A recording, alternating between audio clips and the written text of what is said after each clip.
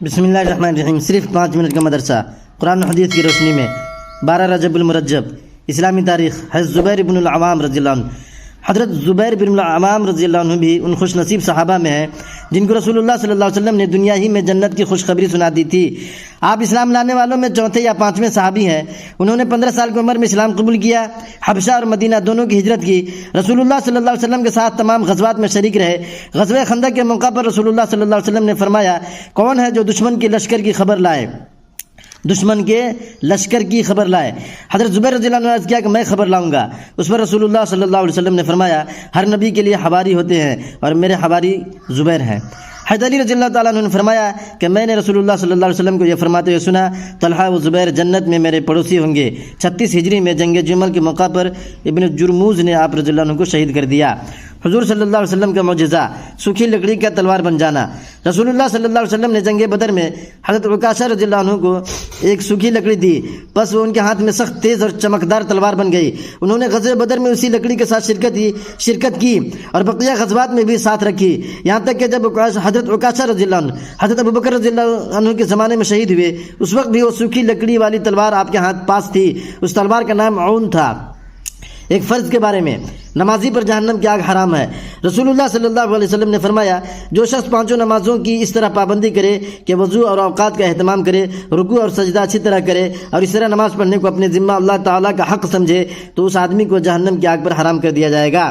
ایک سنت کے بارے میں، جب برا خواب دیکھے، رسول اللہ صلی اللہ علیہ وسلم نے فرمایا، جب تم میں سے کوئی برا خواب دیکھے تو 3 مرتبہ بائیں طرف تھتکار دے اور 3 مرتبہ شیطان سے اللہ کی پناہ چاہے، یعنی اعوذ باللہ من الشیطان الرجیم پڑھے اور کروٹ بدل کر سو جائے۔ ایک اہم عمل کی فضیلت، بیماری کی شکایت نہ کرنا۔ رسول اللہ صلی اللہ علیہ وسلم نے فرمایا، اللہ تعالیٰ فرماتا ہے کہ میں جب اپنے مومن بندے کو بیماری میں مبتلا کرتا ہوں اور وہ اپنی عیادت کرنے والوں سے میری شکایت نہیں کرتا تو میں اس کو اپنی قید یعنی بیماری سے نجات دے دیتا ہوں اور پھر اس کے گوشت کو اس سے عمدہ گوشت اور اس کے خون کو عمدہ خون سے بدل دیتا ہوں تاکہ نئے سرے سے عمل کرے۔ مستدرک حدیث نمبر 1290۔ خلاصہ، اگر کوئی بیمار ہو جائے تو صبر کرنا چاہیے، کسی سے شکایت نہیں کرنی چاہیے، اس پر اللہ تعالیٰ انعامات سے نوازتے ہیں۔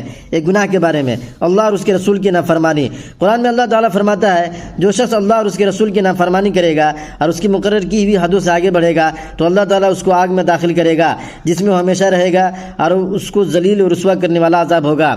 دنیا کے بارے میں، صرف دنیا کی نعمتیں مت مانگو۔ قرآن میں اللہ تعالیٰ فرماتا ہے، جو شخص اپنے اعمال کے بدلہ میں صرف دنیا کے انعام کی خواہش رکھتا ہے تو یہ اس کی نادانی ہے کہ اسے معلوم نہیں کہ اللہ تعالیٰ کے یہاں دنیا اور آخرت دونوں کا انعام موجود ہے۔ لہٰذا اللہ تعالیٰ سے دنیا اور آخرت دونوں کی نعمتیں مانگو۔ اللہ تمہاری دعاؤں کو سنتا اور تمہاری نیتوں کو دیکھتا ہے۔ آخرت کے بارے میں، جنتیوں کا حال۔ رسول اللہ صلی اللہ علیہ وسلم نے فرمایا، جنت میں لوگ کھائیں گے اور پیئیں گے لیکن نہ تو پیشاب پخانہ کریں گے اور نہ ہی ناک چھینکیں گے، بلکہ ان کا کھانا اس طرح ہضم ہوگا کہ ڈکار آئے گی جس سے مشک کی خوشبو پھیلے گی اور ان کو اللہ کی ایسی تسبیح اور تکبیر بتائی جائے گی جس کو پڑھنا اتنا آسان ہوگا جتنا دنیا میں تمہارے لیے سانس لینا آسان ہوتا ہے۔ طب نبوی سے علاج، مسواک کے فوائد۔ رسول اللہ صلی اللہ علیہ وسلم نے فرمایا، مسواک ضرور کیا کرو کیونکہ اس سے خدا کی خوشنودی حاصل ہوتی ہے اور آنکھ کی روشنی تیز ہوتی ہے۔ نبی پاک صلی اللہ علیہ وسلم کی نصیحت۔ رسول اللہ صلی اللہ علیہ وسلم نے فرمایا، اے عائشہ رضی اللہ عنہا، خود کو ان گناہوں سے بھی بچانے کی کوشش کرو جن کو چھوٹا اور معمولی سمجھا جاتا ہے، کیونکہ اس پر بھی اللہ کی طرف سے فرشتہ مقرر ہے جو اس کو لکھتا رہتا ہے۔ ابن ماجہ شریف حدیث نمبر 4243۔